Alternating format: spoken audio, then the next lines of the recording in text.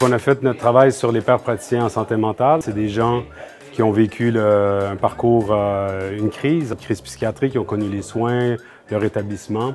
Et puis, suite à ça, ils ont fait une formation. Donc, c'est de la paire aidance jumelée à une formation qui est basée sur le rétablissement.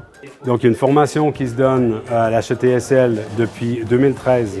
Et puis, on a voulu savoir où ils en sont aujourd'hui, à l'époque en 2025, faire un état des lieux de leur professionnalisation. Nous avons suivi notre formation en emploi et sur le terrain, on avait entendu parler des PPSM, mais on ne les voyait pas. Du coup, on s'est demandé, mais comment ça se fait? Pourquoi on n'en voit pas plus que ça?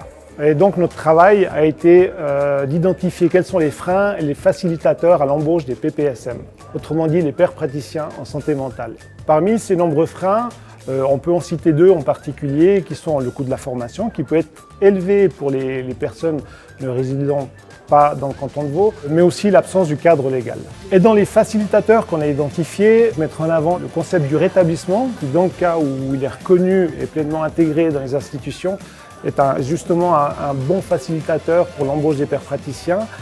Et puis la question de l'interprofessionnalité, évidemment, dans une institution où elle est vraiment appliquée, ça fonctionne en l'occurrence. Les objectifs ils sont multiples, mais disons c'est déjà de mettre la psychiatrie en exergue, parce que finalement on en parle assez peu. En plus, la psychiatrie de la Fondation de Nantes, qui a effectivement la particularité d'avoir une histoire en lien avec la communauté thérapeutique et puis la psychanalyse, ce qui évidemment rejoint finalement ce qu'on a beaucoup apprécié dans le prix d'aujourd'hui de Manuel et Vincent, c'est justement la question de l'horizontalité dans la relation et dans la rencontre clinique, et aussi finalement de pouvoir partager un certain nombre de décisions le plus démocratiquement possible. Ça veut dire que aussi accueillir les PPSM et finalement le monde de l'éducatif participe finalement à cette inclusion en général, mais en psychiatrie en particulier.